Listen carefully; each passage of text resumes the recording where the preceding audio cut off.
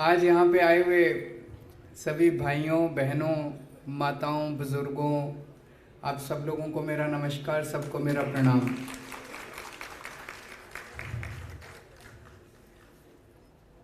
आज जिन जिन बुज़ुर्गों को सम्मानित किया गया, उन सभी बुज़ुर्गों को मैं तहे दिल से बहुत बहुत बधाई देना चाहता हूँ।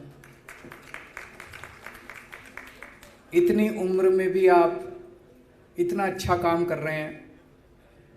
कोई संगीत के क्षेत्र में कुछ कर रहा है, कोई जनता की सेवा कर रहा है।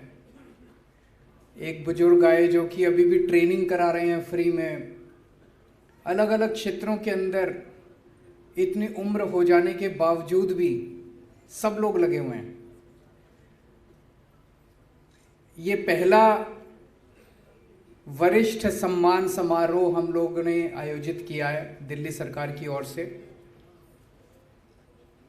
मैं समझता हूं कि हमारा ये समारोह आयोजित करना सफल हो गया। जिस तरह से जितने अच्छे अच्छे लोगों को ये सम्मान मिला और जितनी भारी संख्या में मैं देख रहा हूँ लोग आज इस कार्यक्रम में आप सब लोगों ने शिरकत की, समय निकाला। आपके आने से उन सब लोगों का और हौसला अफजाई हुआ जिन लोगों को आज सम्मान मिला है। इसके लिए एप्लीकेशंस इनवाइट की गई थी, लगभग 133 एप्लीकेशन आई थी।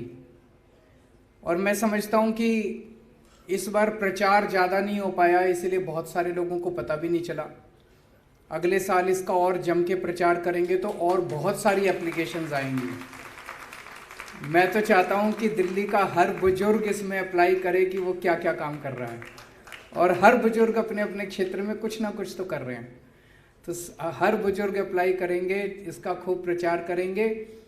और अवार्ड जिनको मिला उनको भी बधाई, लेकिन जिनको नहीं मिला वो भी बहुत अच्छा काम कर रहे हैं। सब लोग अच्छा काम कर रहे हैं। आज सुबह कुछ अखबारों में ये छपा था कि आज वरिष्ठ सम्मान समारोह है, बुजुर्गों को सम्मानित किया जाएगा। तो मुझे व्हाट्सएप के ऊपर किसी ने मैसेज भेजा। सही कहते हैं कि age is just a number. Age is just a number. दादी प्रकाशी तोमर जी ने अब जब शूटिंग शुरू की तो उनकी उम्र 65 साल की थी।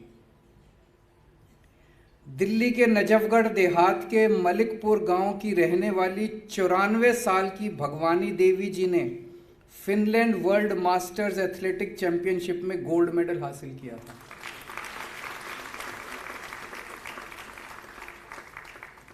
इसका मतलब उम्र से फर्क नहीं पड़ता।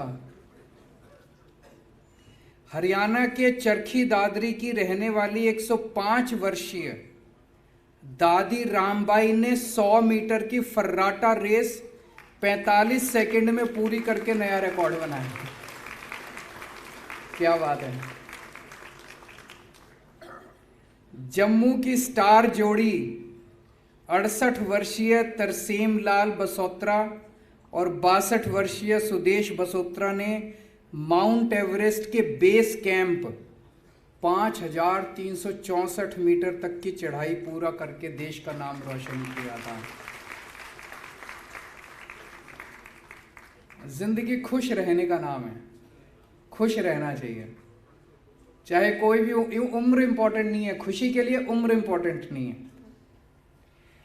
तो मैं समझता हूं कि हर एक की जिंदगी में कुछ ना कुछ एक पैशन होता है। किसी का पैशन म्यूजिक होता है, किसी के अभी एक पेंटिंग दे के गए जिनको अवार्ड मिला, वो एक पेंटिंग की इतनी खूबसूरत पेंटिंग्स में देख रहा था। उसमें माउंटेन्स की पेंटिंग्स की हुई थी, नदियों की पेंटिंग्स की हुई। किसी का पेंटिंग का शौक होता है, किसी का समाज सेवा का शौक होता है।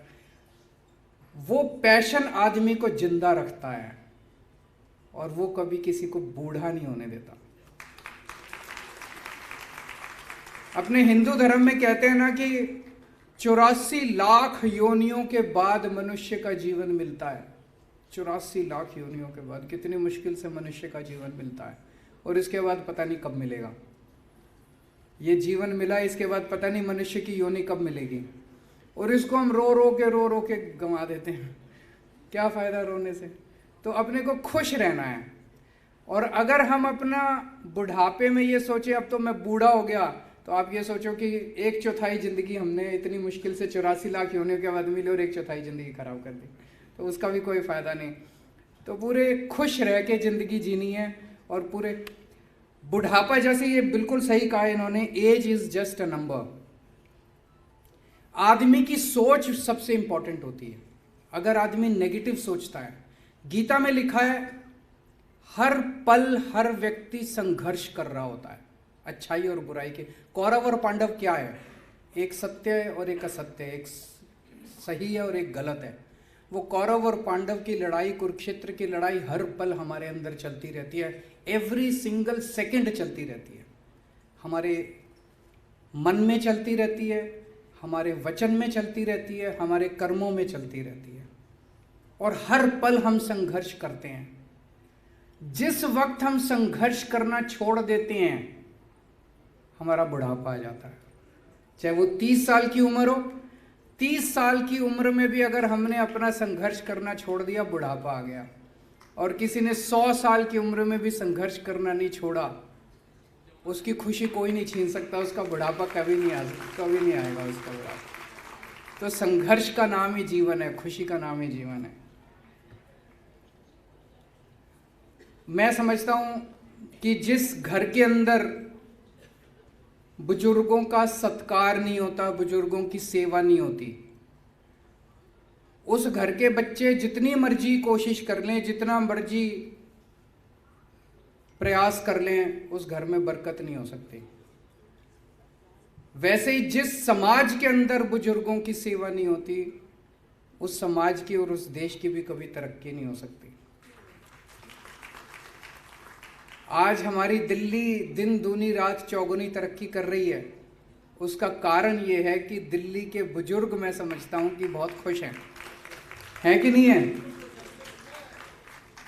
और उनका आशीर्वाद है, और उनके आशीर्वाद की वजह से आज हम इतनी दिन दूनी रात चौगुनी तरक्की कर रहे हैं।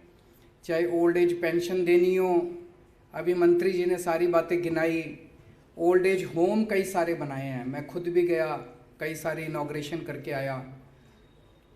कई बच्चे अपने माँ बाप को नहीं रखते या नहीं रख सकते, उनके लिए हमने ओल्ड एज होम बनाए हैं, सारी सुविधाएं दी है। ओल्ड एज होम के जब भी हमारे दिमाग में आता है ओल्ड एज होम, तो ऐसे लगता है जैसे कोई जेल खाना, ऐसा नहीं है, बड़ा अच्छा अरेंजमेंट कर रखा है, खुश रहते हैं सारे, सबकी खुशी का इंतजाम किया है, खाने पीने का, स्पोर्ट्स का, लाइब्रेरी का, उनके अपनी सत्संग का, सब इंतजाम किया हुआ ओल्ड एज होम में।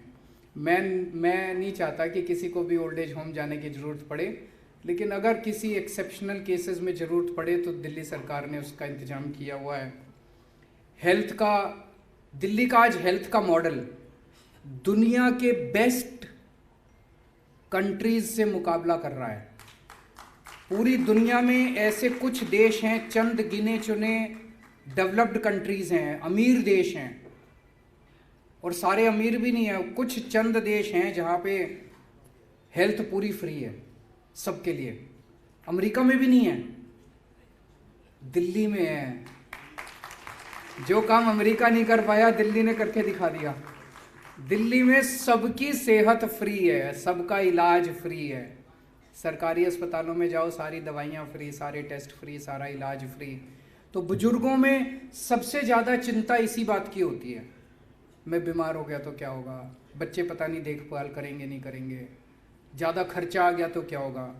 कुछ लोगों ने इंश्योरेंस करा रखा है, पर इंश्योरेंस भी 5 लाख का है, कई बार 5 लाख रुपए कम पड़ जाते हैं। एक ही ऑपरेशन हो जाए तो 10 लाख का खर्चा आ जाता है, 15 लाख का खर्चा आ जाता है, 2 बड़ी बीमारी हो जाए तो और। अब चिंता करने की जरूरत नहीं है, दिल्ली सरकार ने सबका सारा इलाज मुफ्त कर दिया सरकारी अस्पतालों के अंदर।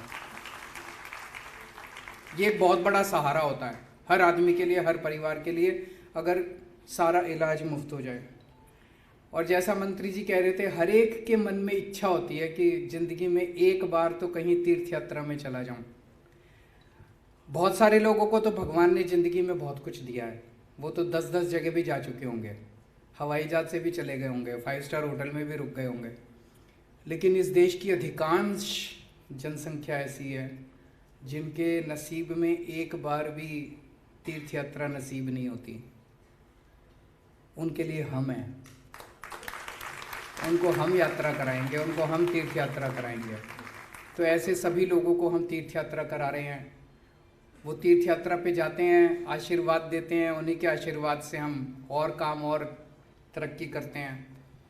योगा भी शुरू किया, योगा से काफ़ी लोगों को फ़ायदा और हुआ। मेरे को भी लोग बताते थे योगा से किसी कारणवश क्लासेस बंद हो गई हैं, उसको दोबारा हम शुरू करेंगे थोड़े दिन के बाद, लेकिन योगा से भी काफ़ी शुरू हुआ। और भी बहुत सारी योजनाएं कर रहे हैं, लेकिन मेरा आप सब लोगों से हाथ जोड़ के विनती है कि कभी भी अपने मन में बुढ़ापा मत आने देना, बस यही है। जिस दिन मन में बुढ़ापा आ गया उस दिन बुढ़ापा आ गया, जिस दिन मन में बुढ़ापा नहीं आया उस दिन, तब तक आप जवान हो।